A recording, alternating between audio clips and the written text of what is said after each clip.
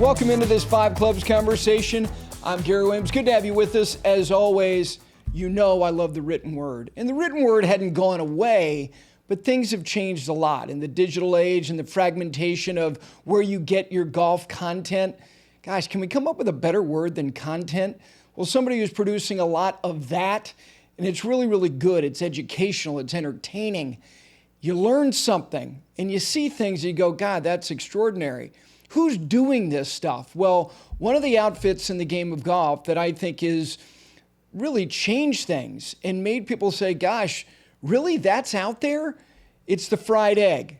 The guy who founded it is somebody who kind of learned and started to love the game of golf in a caddy yard. That's where it all starts, doesn't it? His name is Andy Johnson. That conversation with him is next.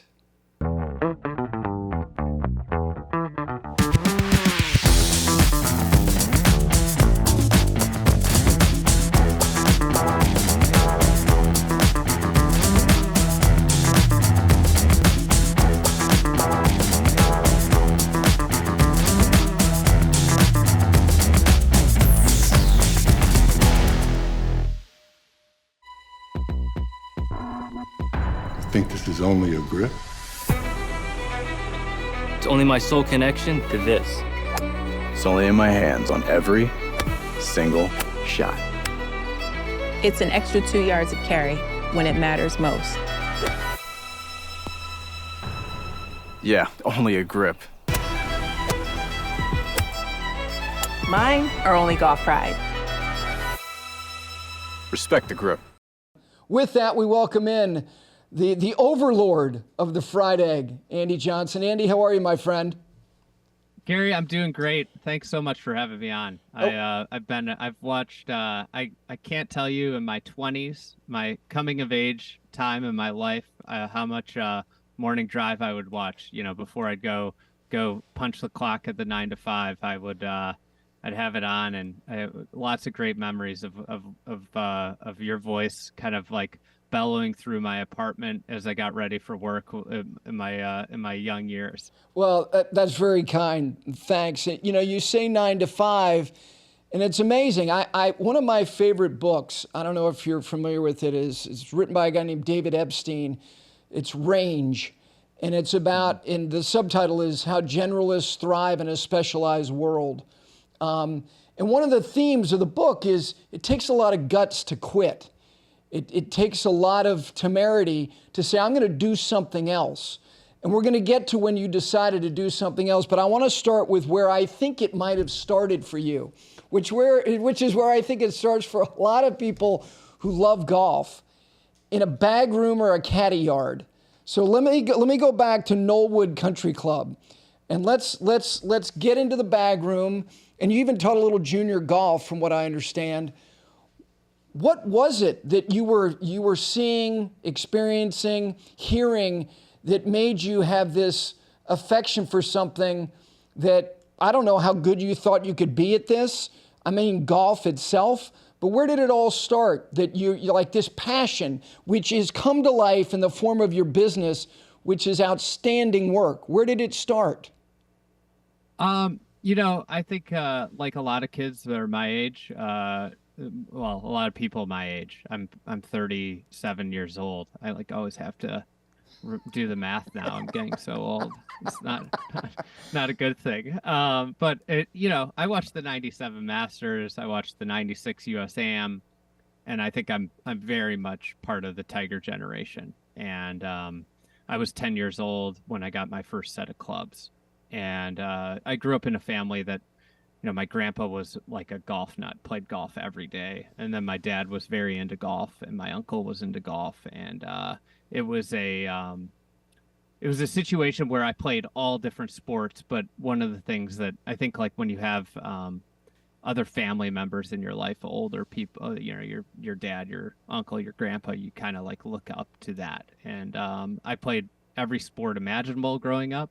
But one of the Muni in my town, Lake Bluff Golf Club, had an incredible junior program. It was, I think it was $190 a year for juniors. And you could play, any time during the week. And then after 3 o'clock on weekends as a junior, unlimited golf. So me and a buddy that actually owns a golf bag company now, Chaplin Golf Bags, me and him lived on the same street, same age. We would hop on our bikes with the clubs on the back and ride our bikes to the Muni course like when we were 11, 12, 13 years old. And then, naturally in Chicago, there's tons of caddy programs, and I became a caddy. And yeah, it's a great way to learn the game. I think caddying is just an incredible life skill. You learn how to talk to so many different people. I always say, like, your job as a caddy is really on the first hole to figure out what type of person this is and what they're looking for from you. And yeah, what a great experience. It teaches patience too, because there's a lot of sitting around the shack. And then you also meet a lot of interesting people in the caddy shack. You see there's a lot of diverse personalities in a caddy shack. And you kind of get a little bit more street smart as a kid when you're spending your summers in a caddy shack as like a 13-year-old. You touched on several things that I think are absolutely true.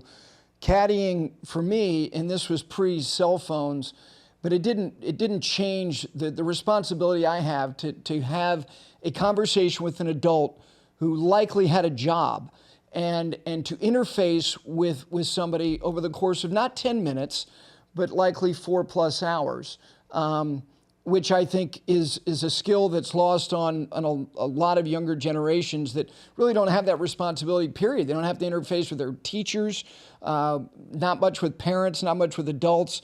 That was one thing. The other thing, and I agree with you about the caddy yard. The caddy yard is like the great incubator for the transition to the real world, because there's some people who've had some 24 hours in that caddy yard, Andy.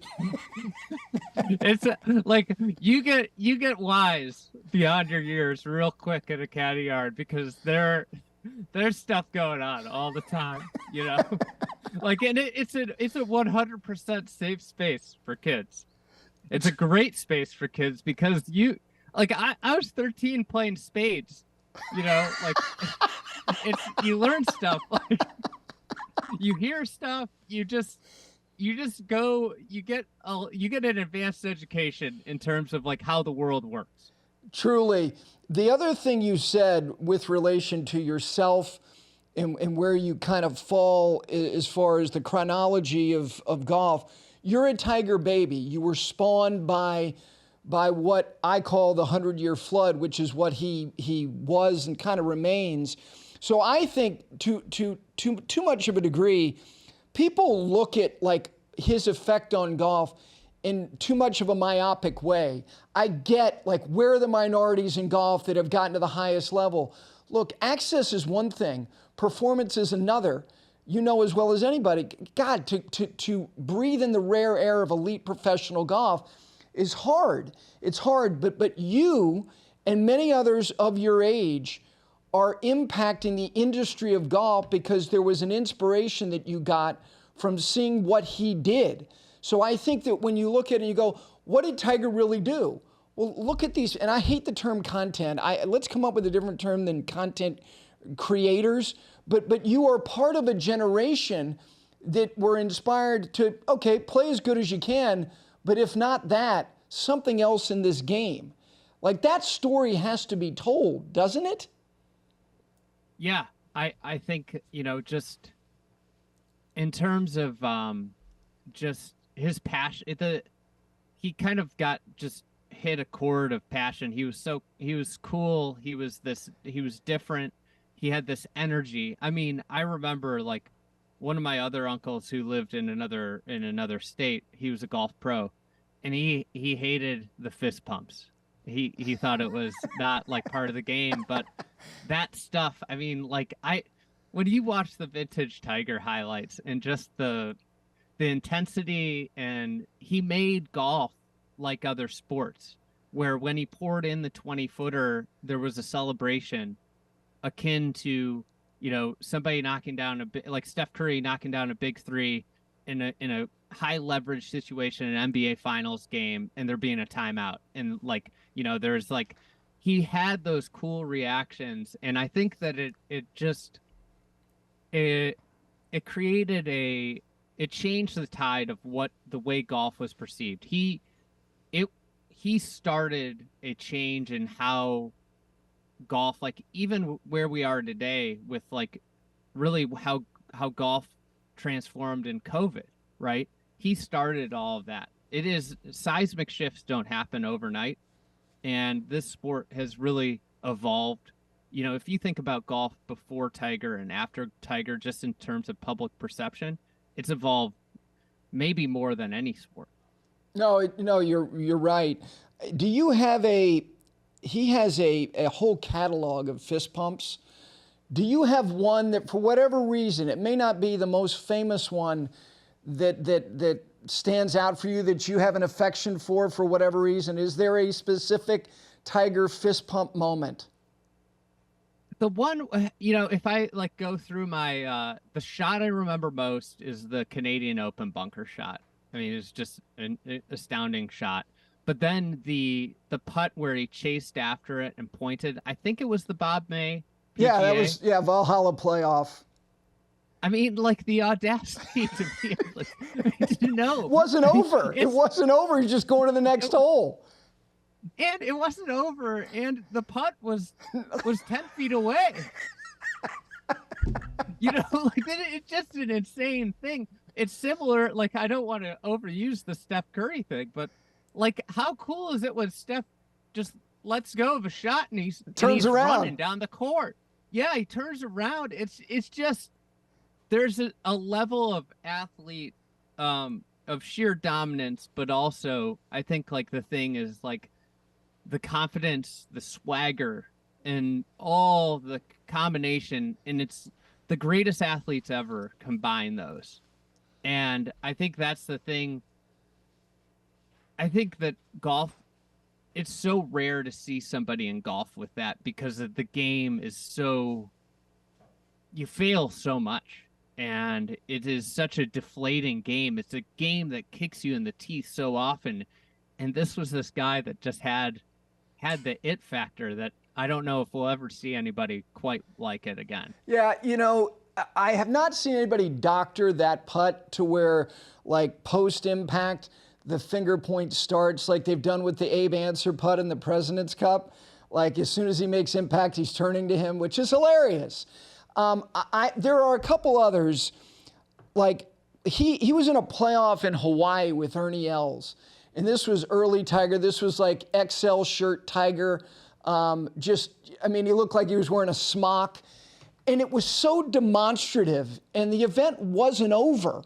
And I'm like, my God, he's doing this right in. This guy's won multiple majors already. And you're doing this right in his grill. That one stands out. When he made the eagle at Torrey on Saturday on, what hole? The par 5 that was, what hole is that? 14. 14, yes. And he was 13. 13. Okay, yes. And his leg is what it is, but he's gyrating across the back of that green, and they're showing NBC had a wide shot, and there were people hanging from trees like spider monkeys. I mean, stuff like that, again, like you're saying, the optics, the cultural phenomenon. He didn't just like break into the lane of like mainstream sports. He broke into like Entertainment Tonight and People Magazine and things like that. And I think he got too sedate. Like the last 10 years, he's been too sedated with like any things that have happened. Like if you think about the 2019 Masters, like what was the most demonstrative moment that he had? With his kid. It was his kid. Yeah. I think it's kind of a beautiful evolution. God, I can't remember who tweeted. It might have been like KVV, Kevin Van Valkenburg sure. before. But one of the things about athletes that I think is really special, and you go through it with like LeBron at this point, is like, especially when I'm at this age now where all the athletes that I grew up with are phasing out or have phased out. And you kind of have this like life arc that's very similar to them.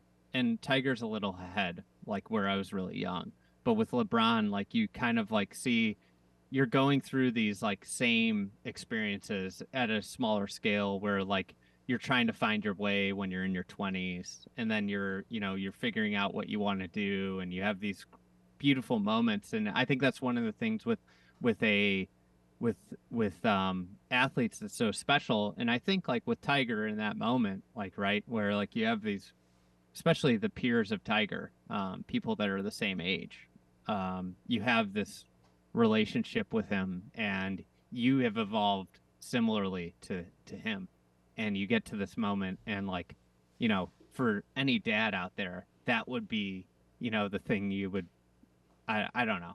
I think it was beautiful in an evolutionary way, right? Where you saw the guys on the back nine, just like it was old Tiger, vintage Tiger. Everybody can't do it against the guy. He's got this just some otherworldly force field that just intimidates and makes people crumble. I mean, like, Francesco Molinari was never the same after that. And then he gets to this moment, and it's this 40-something-year-old Tiger, and I don't know. It was a really pretty moment. It was, I think it wasn't as demonstrative as young Tiger, but in a way, all of his fans had evolved to a different life moment, right? Absolutely. I made the choice that Sunday because of the circumstances, and our schedule for television had been changed. I walked all 70 blows with him, and I charted every shot. I've got in a little leather-bound notebook. I was writing down where he was in relation to par, wind direction, trying to gauge as best I could, how far he had on each shot. And I got to the back of the 18th green and came around from on the hole 10 side of it, and I was held in place for 18 minutes from when he holed out the putt to the crowd control, getting him to scoring and all of that. And I've been lucky. I mean, I've seen a lot of neat things. I've been to some cool stuff in my life. I mean, but that one is going to be hard to beat because, like you said, there was an evolution to not only him, but like the guy who called it, Nance, like that guy called 97. Like, how can you have, like, he's having a career in his business, similar. Again, you don't hold jobs like that for that long. So it's Nance calling it. Nance called Earl and Tiger, and here's Charlie and Tiger. You're right. I mean, it's a full circle kind of thing. Were you there that day? I was in Augusta, but not there. We at that time weren't credentialed, but Brendan, my podcast partner, was. So I was there, and it was. I'll never forget that. It was just such an interesting day. I think something that, like, when I think about vivid golf memories, I'll never forget the first time I saw Tiger in person. It was 97 or 98. He was playing the Western Open. I'm from Chicago, and I turned a corner. It was me, my dad, and my mom. Turned a corner, and I heard the crunching of the metal spikes on a cart path, and around the corner came Tiger, and like it was just me looking at Tiger, and like that moment I'll never forget. It was like the first time that I saw him in person, and it's just this vivid, like I still can hear the crunch of those spikes in my head, and like and I think that's the thing about him, right? And likewise, like I'll never forget. I got into this, and basically, like you since I started this, like he's been kind of in limbo whether he's going to play or not play because of the injuries and everything that's gone on. And when I went out to Riv that year, he came back and he had that pairing with JT and Rory. And I mean, it was a Thursday morning in LA, and anybody that's been to that golf tournament knows that it can be kind of dead on a Thursday morning there. And the place, it was like an electric atmosphere. And it's just, I know that like this has been said so many times, but it's just when you've gone a little time without it, it's just amazing how different everything is when he's around. Totally. Was that Cog Hill? Is that where you were? Was it?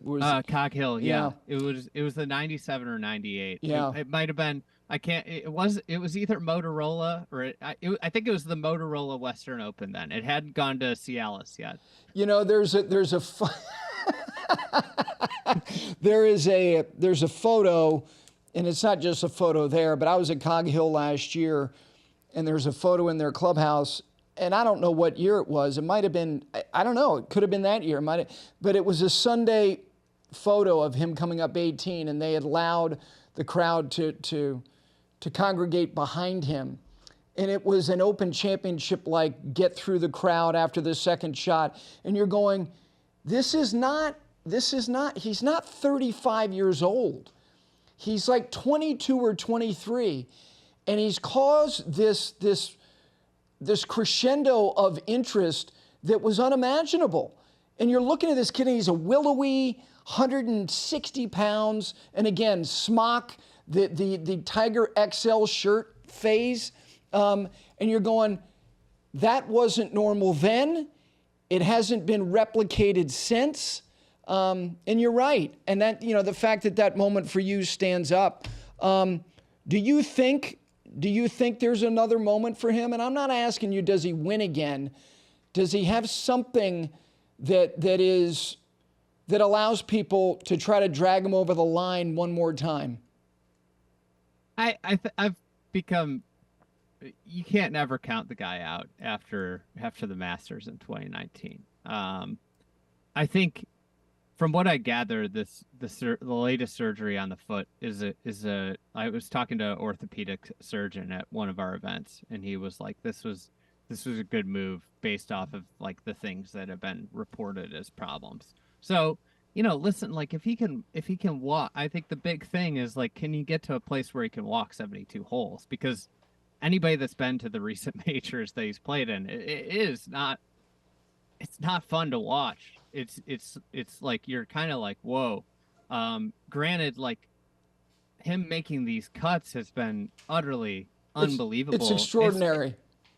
It's similar in a way, like the recent years, him making cuts to Serena Williams last year in the Women's Open, U.S. Open, winning those matches, like. You know, where she beat, was it the 2 seed or 1 seed in the tournament? Like, tough draw for that woman that had to face Serena in the second round.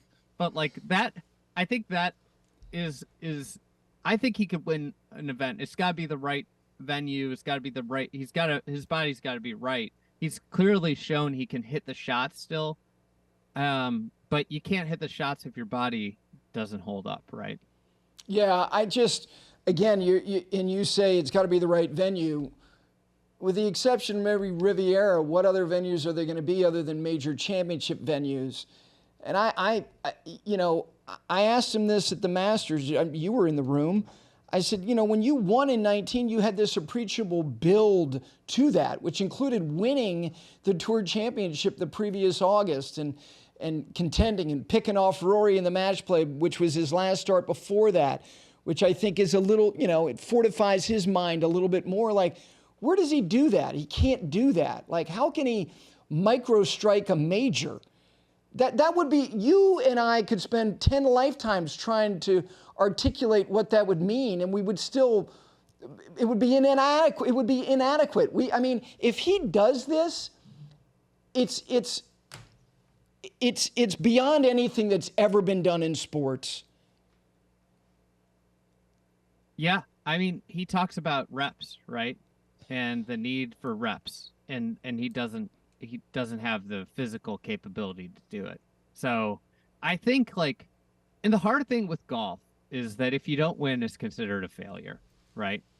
Whereas tennis, the NBA playoffs, any other sport, we would be celebrating. Final fours are celebrated. Make one run to be one of the final four, and you get contract extensions and you get banners and rafters.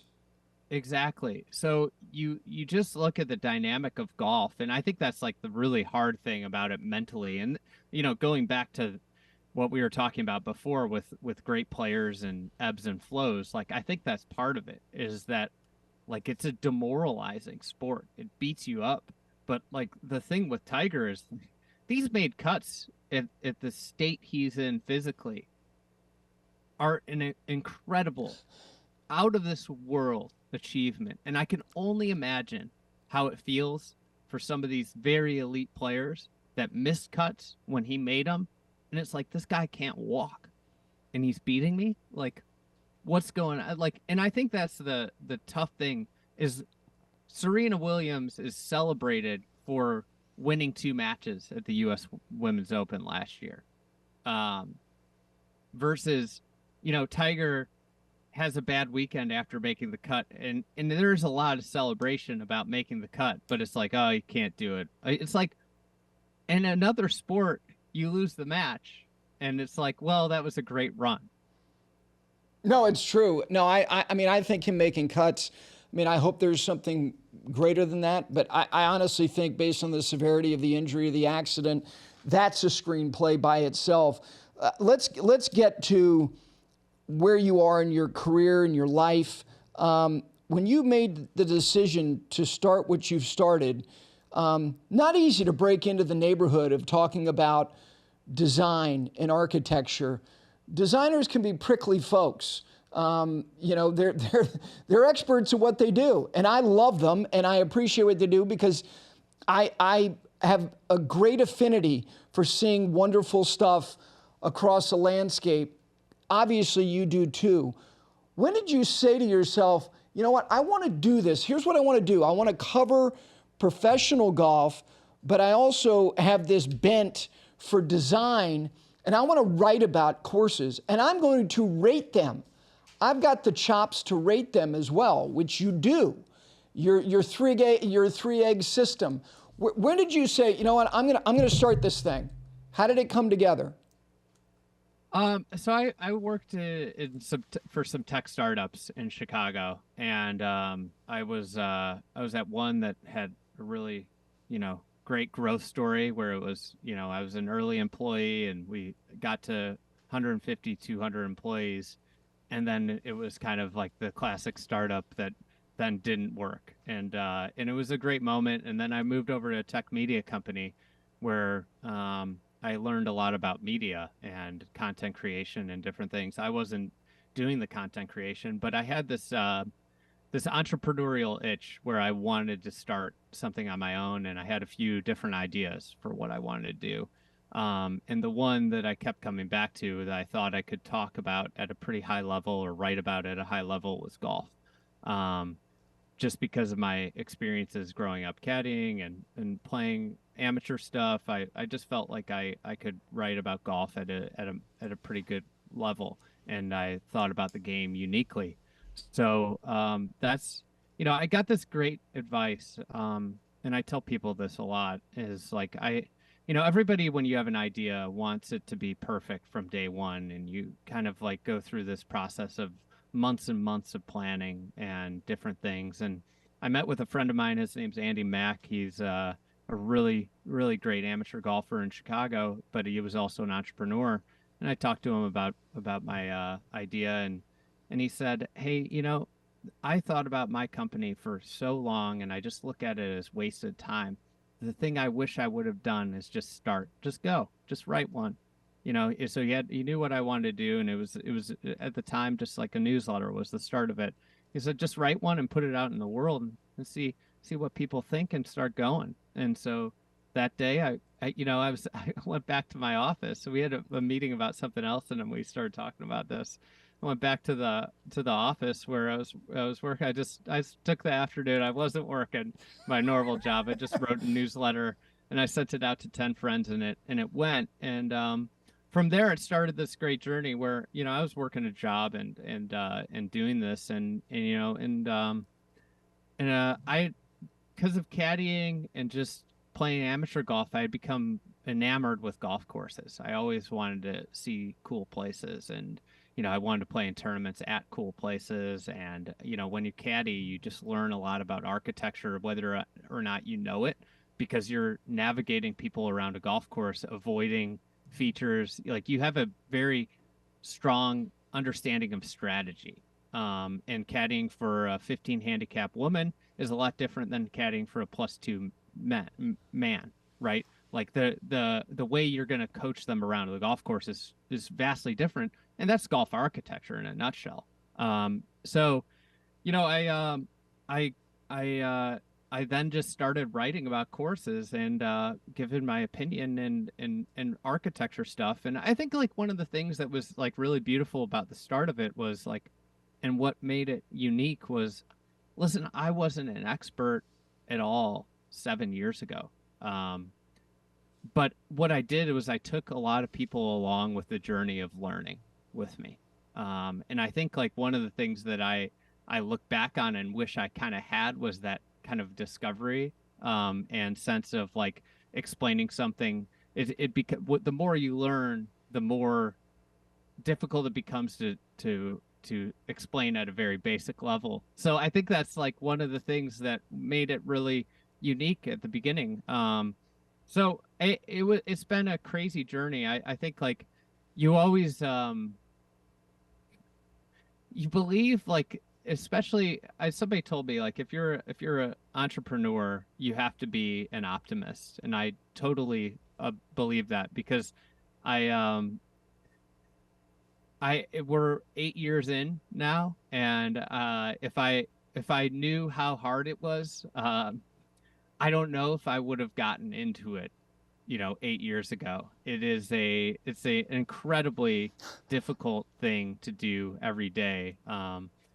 But it's one of the things, it's like the great Brian Harmon quote from last week, like, find something you do that you lose track of time. And it's certainly something like where I could work for 16 straight hours and I come in and don't feel like I worked a minute. And that's like the great thing about it, is that it's something that I love so much. And the more you learn about the game, the more it's an onion type game where there's just so many layers to it. And I think that's the really cool thing about it, is like, there's so many little niches to explore and nerd out on, right? Like, I'm not like a huge gear guy, but I got fit for clubs recently. Yes. And I like really enjoyed the experience. And like, I was amazed at like the knowledge that some people have about equipment and different shafts and stuff. So it's this game. I always say that golf has all these little like craft industries within it, right? Gear, equipment, architecture, and courses. And it's kind of like the craft evolution of the sport. It's true. I'm not a lesson taker myself, but I started taking lessons this spring. And a lot of it has to do with the company you're keeping. Like, who are you spending this time with? And this instructor here in Charlotte, who's a wonderful college player, Jack Fields, he's a fabulous instructor. He's a great communicator. But I wanted to understand technology better. I wanted to understand the application of technology as it relates to me. And I'm thoroughly enjoying it. And I know that you went through the fitting process. You've been stubborn about evolving from hitting. I had a Palmer Peerless driver when I was a senior in high school playing high school golf.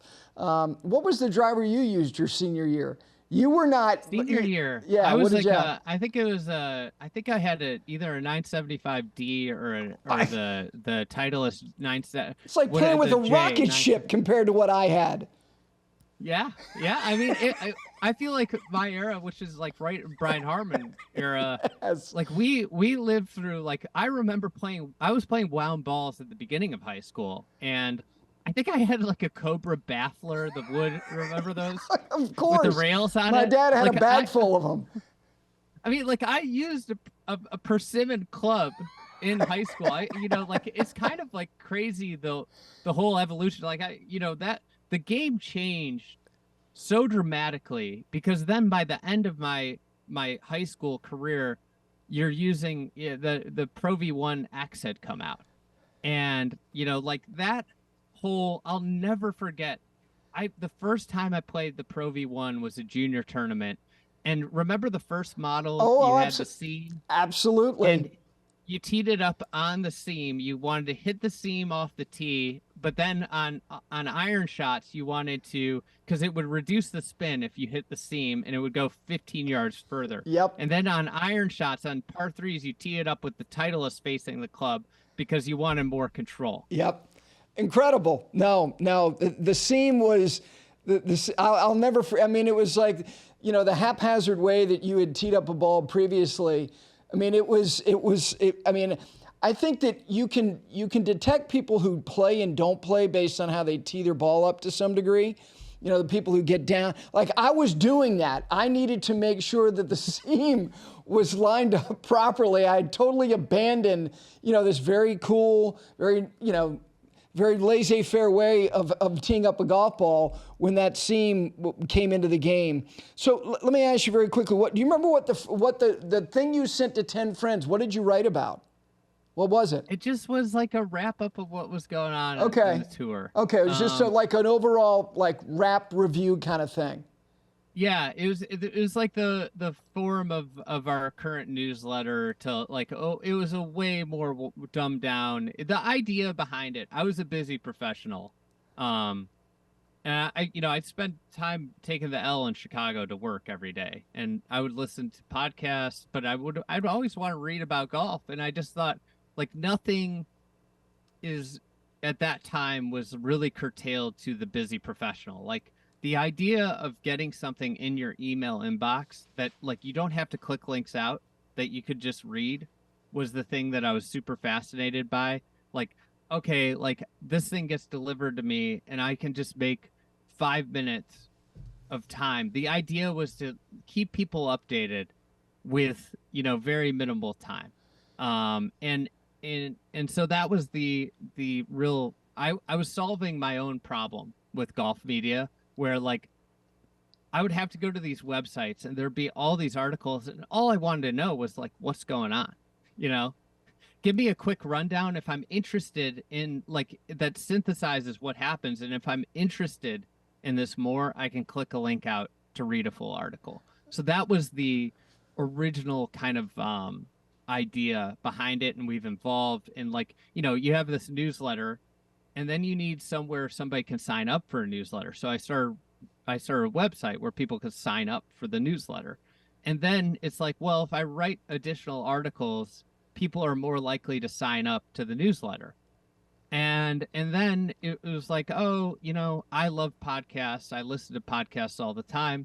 You know, it'd be a cool way to do interviews and different things. And I started a podcast, and it kind of just grew from there. And then, you know, now we have a YouTube channel and couple podcasts, and it's just been kind of an evolution. But yeah, it started with 10 people, and then the people liked it that I sent it to. Of course, I don't think any of them would have been like, it's trash, even though it might have been. And then I found every email I had, like ranging from people that I caddied for, people I'd played tournament golf with, people, friends of friends that I had emails that I knew played golf, and that was like 200 people that I searched through my inbox for, like, or my email for a couple days. And then I sent them all an email beforehand, told them, hey, I'm doing this. And then I sent them the next one. And so we had 200 people on the newsletter, and then it just kind of grew from there. I look back now and I miss the days of, when I made it a full go, when I decided to go full time with it. I miss the days where like it was just me and my dog sitting in an apartment, and my only job was to like write something. And like it's changed so much, but I miss those days of like where you're just, you know, I mean they were amazing time. But like then the worry was like, is anybody reading or listening to this? Well, no question. You know, you mentioned the way that you guys have grown. Let me ask you this about like moments of like revelation or a sense of relevancy. I just, you know, just the career has been what it is, but local radio, national radio, morning drive, things like that. These were fledgling startup new things. So I've been involved in things that came from nothing. And there were moments that you go, oh my God, like, and I remember in the infancy of Morning Drive, like, look, Golf Channel was well established, but you know, you're like, really, a 2-hour morning show like this is going to be every day? And I'll never forget, it was Martin Keimer at the match play in Arizona, And he said, I love coming over to the States. I can watch morning driving. I fell out of my chair. Like, what? This guy's getting ready to be the #1 player in the world, and he just mentioned this fledgling show that comes on at 7 o'clock in the morning. Lord knows, or there are 100 people watching. And it was a moment of like, oh my God, there's a relevancy to us. Did you have some moments? And if you did, what were they that you went, oh my God, so-and-so just reached out to me, or they responded, they acknowledged us? Yeah, there's so many along the way. One of the big moments was Sweetens Cove, which was this 9-hole course. At the time, it hadn't gotten much press, and I was at a wedding in Knoxville, and I said to my wife, it was my wife's friend, so it was like one of those You're moments just where you're at baggage. this wedding. You're just baggage. Exactly. Yeah, I knew no one, and I'm like, hey, I'm getting up at like 5 a.m. and I'm gonna drive to outside of Chattanooga, and I'm gonna play 9 holes. I'll be back by 1, And she's like, what? You're crazy. So I did it, and so that article kind of blew up, and then I got a call from at the time it was Dylan DeShare. It was before he worked for golf.com, who was writing a New York Times article. And I appeared in the New York Times. That was like kind of, I think that you have different moments, right? You have moments that mean a ton to you when like somebody in the industry acknowledges your existence, right? That you have looked up to a long time. And that means a ton to you. Yes. But then you have these moments where like your friends and family see you in like the New York Times or the Wall Street Journal, and they send you an article like, whoa, like, and those moments are like a different one where they're not as much you, but it I think a lot of probably my friends and family thought I was absolutely insane, like what I did, attempting to do this. And those moments also mean a lot, because for years you're kind of like hitting your head against the wall, and people think you're just like kind of like living this like you're doing something crazy, right? And so I think there are two different kinds of moments, right? You have like the New York Times moments, and then I mean, I have to say that like when Rory McIlroy mentioned our video before Yes, Southern Hills in absolutely. a press conference, that to me was just like kind of I was like, wait, what? No, and I think, and at the time I'd never really talked to him or anything, and that was a that's a huge thing. No, you're like, oh my God, like really? Like, yeah. We got to pack in a lot here because you've got obligations. The thing about like players using information, like now with being able to see every shot struck at a major, players do that. That's what they do. But LA Country Club is another example. Like you guys did this very comprehensive introduction to for a lot of people, it was an introduction to Los Angeles Country Club, and it got a lot of attention. And you did, correct me if I'm wrong, you did something live that week as well. Like you're doing live productions now. You're not just writing newsletters and recording podcasts. You guys are doing live interaction, and you're putting things out. I mean, was that something that when you looked at long-term goals 5 years ago that you went, I want to be in this position? Did you even think about stuff like that? Somewhat, I would say. Like I knew where it was going, but you just have these. I think like sometimes I look at things. The hardest thing about this is like you're kind of in the mud, right? Like it's you're just stuck. You're so in it that you sometimes like it's hard to look out and say like, wow, look at what's happened. With the course stuff, we always wanted to elevate. Like, I mean, so if you want to talk about course stuff, for 6 months when we were really small, I like debated the pros and cons of buying a drone. It was a huge outlay of capital at the time. I mean, Right. like I paid myself basically nothing for like a year and a half, and like the idea of spending $1,500 on a drone was like, it was a debilitating decision. And we bought a drone, and like that moment, like it changed the business so much, and we could all of a sudden show what we were talking about. Yes. And from like once I got the drone and figured out like somewhat how to fly it, I think I tweeted a few months ago like the first video, and like it's a winter park and the horizon line's on like a 45-degree angle.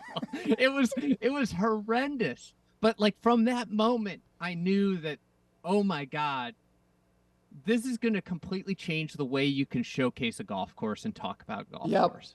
So it's been a build from there. I mean, we've gone from where I would shoot the video, narrate the video, and I taught myself how to edit video. And I'm not good at it. I'm rudimentary video editor. But like that's what you have to do when you're small. You can't spend $2,000 on a video editor, or like, you know, everybody's like outsource this. It's like, well, we didn't have money. You know, you either teach yourself how to do this stuff or you don't do it, right? And so we got now I have like an amazing team, and that LACC video, that was the work of a team. It wasn't just me. And that's, I think the thing is like, you always saw the ability, like that video wouldn't happen without Garrett Morrison, who did the beautiful script on it, and then Cameron Hurtis, who did all the video editing, production, and the graphics, right?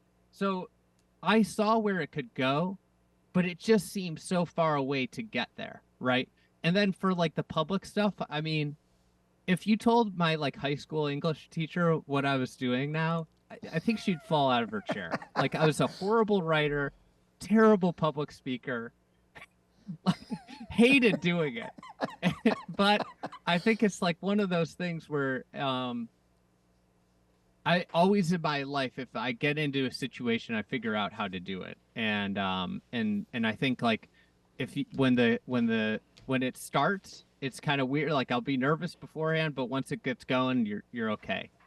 I'm sure you probably have a similar feeling towards like the TV absolutely. stuff. No, for sure. I mean, I was, you know, the first time I had done radio for 3 years, and in Charlotte. At the time, ESPN, it was called ESPN Regional. It now is the home of, you know, basically all their collegiate production. The guy who was running the shop at the time, who actually was involved in golf, he was a big deal when it came to the Skins game. His name was Chuck Gerber. He was the person who put me on television. And the first game I did was a UNC Charlotte, University of Miami basketball game. I was so nervous, I forgot my shoes. And today that wouldn't matter. Like you could wear sneakers and do a stand-up with your analyst, and no one would think you look like a fool. You would fit right in. But you know, in 2002, a suit with sneakers, you look like a buffoon. So I actually, Jay Billis, who's a friend of mine, I'd say, can you swing by my house and get my shoes? He's like, you're an imbecile. Like that is how I was totally over my skis. I had no idea what I was doing. All right, we got to get to a few things before I get you out of here, and I wish we had a lot more time. We'll have to do this again and really get deep into the weeds on design. You're covering the game and on the design side of things at a very good time. My high school years and early college years, that was the dark ages, the 80s and early 90s, and then there were some seminal things that happened. So let me ask it to you this way. If I said to you, and this may not be, I would imagine this won't be an easy question for you to answer because you have relationships with a lot of the people who design the best work that's being built today. You had the money to design a golf course and you were going to co-collaborate with somebody who does it for a living. Who would it be? Oh, man. What a tough question. I mean, maybe it'll be hard to get one of these guys to sit down the next time you want them to, you know, wax poetic about a new project. Come on. I guess, you know, I think one of the things that I think there's a big three in design, obviously, for anybody that knows. There's Corin Crenshaw, there is Gil Hanse and there's Tom Doak, and I think they've elevated themselves. They're three of the greatest architects doing it, and they're all three very unique. I've done a podcast series with Tom Doak for probably 5 years now. Yep. I have a great relationship with Tom, and I think Core and Crenshaw do their thing amazingly. I think like one of the things as just a content creator that I really respect about Tom is there's a certain like restlessness to him. He always wants to do something new and different. He doesn't, and I think that from that standpoint, I'd probably say him, because I'd want to be on like I'd want to see the creative journey. I've gotten like some glimpses into it and sometimes, but like the idea, like he gets pushed, he's a contrarian. If he wasn't a golf architect, he'd be the best golf course commentator there is, because he's not afraid to, he is a golf architect, and he is probably the best golf course commentator. Andy, when he wrote the original book, I went, this guy, the nerve of this guy. Now, the book was sensational, but I'm like, this guy is grading other people in his industry's work. I'm like, that takes a lot of chops. No, you're right. And by the way, I walked number 10 not long ago, and I know you were very bullish on the concepts of King and Collins about what they had put forth. But I mean, look, you can't go wrong with any of them. I got to get you out of here. Let me ask you these quick 5 questions. All right, because this is going to be a blending of kind of talking about professional golf and some design stuff. Who will be and should be the captain of Europe and the United States in 2025? I mean, who should be? It should be Ian Poulter and Phil Mickelson. Okay, it would be a match made in heaven. And I think, like, who will it be? Unfortunately, to me, the Ryder Cup in America has become this cycle through of Stricker, Furyk, Zach Johnson, Davis Love. So it's a secret society.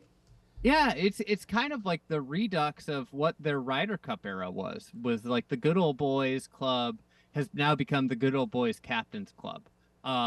So that's unfortunate. I think so. I would say I Stricker, if I had to guess. Again? I mean, they had the best that Whistling Straits. Well, since they DL3 could be it. No, but since they have kind of cleansed the President's Cup from you're in exile if you captain that team, why not just give Freddie the nod and just get it over with? He's part of the captain's club now that it's kind of USA Golf, right? All right, I could go with that. I mean, David Duval would be. He's the forgotten guy. He's among a handful of forgotten guys.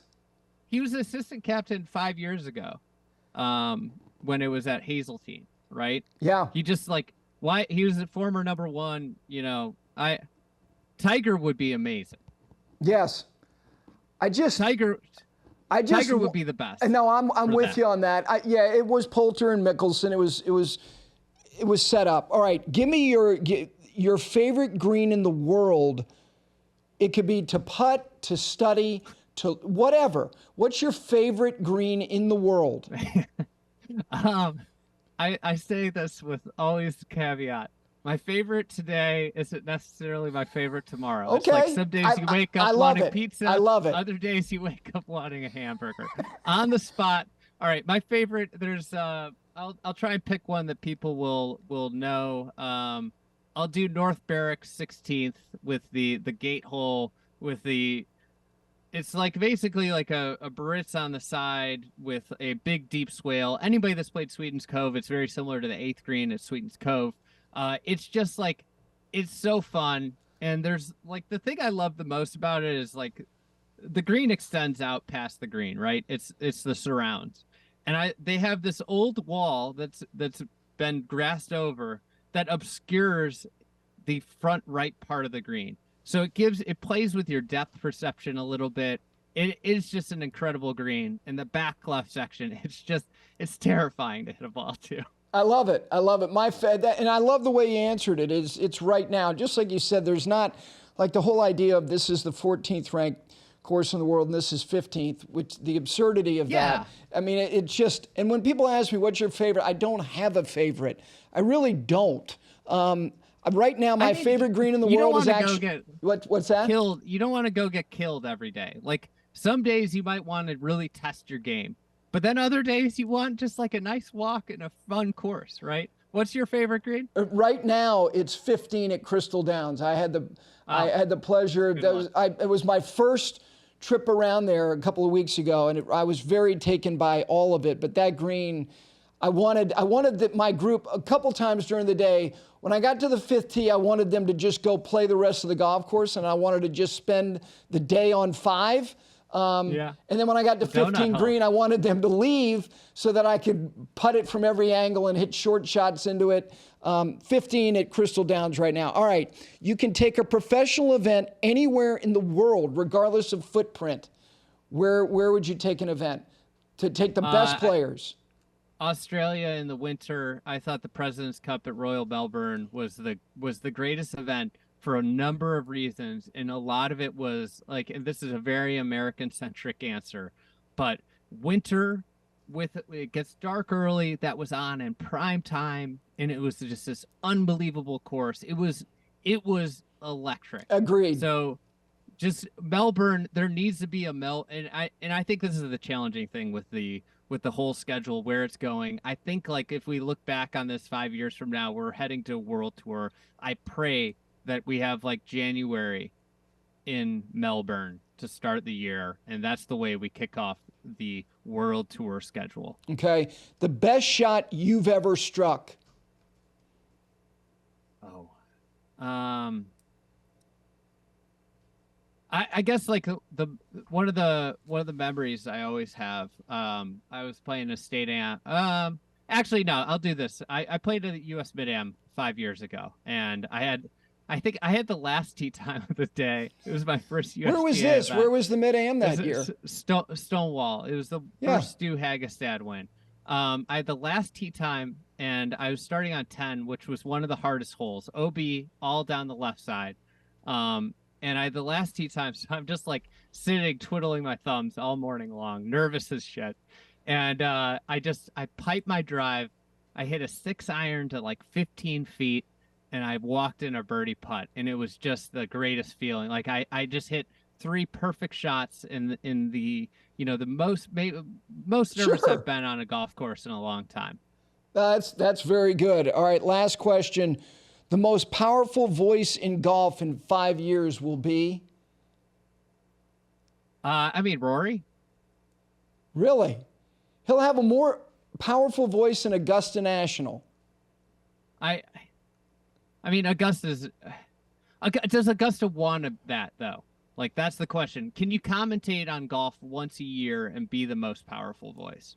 Yeah, because I think everybody kind of turns to them when important things happen in the game. Everybody kind of pauses until they give a sense of what direction they're going to go. You know? Yeah. I find it hard to think that somebody, whether, look, your response is very reasonable to say, do they want that?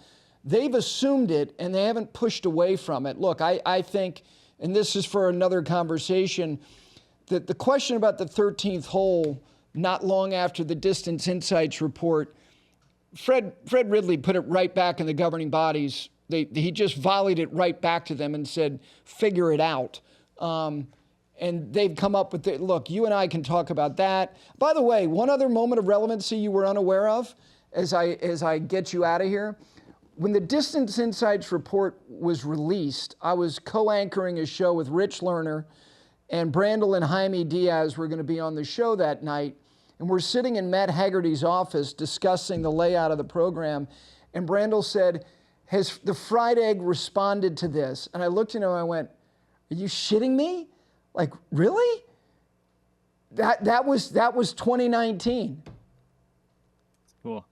Yeah. It's always a cool. Yeah, I'm like, wow. I had, and it wasn't a question of me not already consuming what you guys were doing, but in Brandel's mind, you guys already had a place in the game where your position mattered. That was yeah. it's 4 years ago. it's when you hear those stories, it always like kind of, so those are the ones that keep you going. No question. Listen, we will make more time because we didn't even get to talk about a lot of golf courses, and I'm really curious as to whether you've seen them, played them. Let me end with this. Is there a place that is your white whale that you've not been to that you're very keen to get to? I would just say I think like where I need to spend a lot of time is Scotland, England, Ireland. I just, to be completely honest, I get overwhelmed every time I try and plan a trip, and I think like one of the things I need to do is just spend like a month there. So, like Hugh Wilson, you need to go there for an extended period. That international is really the thing. It's kind of, there's a lot of places I need to see. That's the every day seemingly there's a new place that pops up. Listen, thank you so much for indulging the amount of time. I look forward to hopefully seeing you soon and having another lengthy conversation, whether it's in front of a camera or not. Thank you. Thanks, Gary. I'll talk to you soon. Okay. Really appreciate Andy Johnson joining me. The website is thefriedegg.com. If you go there, he mentioned his newsletter. The newsletter is so full of great information.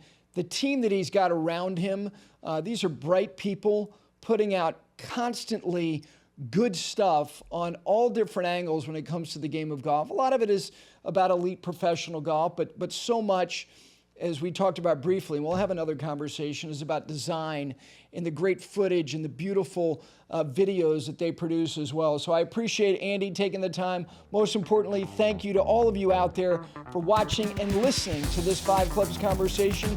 Next time, Christopher Mad Dog Russo. That's right. He will be my next Five Clubs conversation. We'll see you then.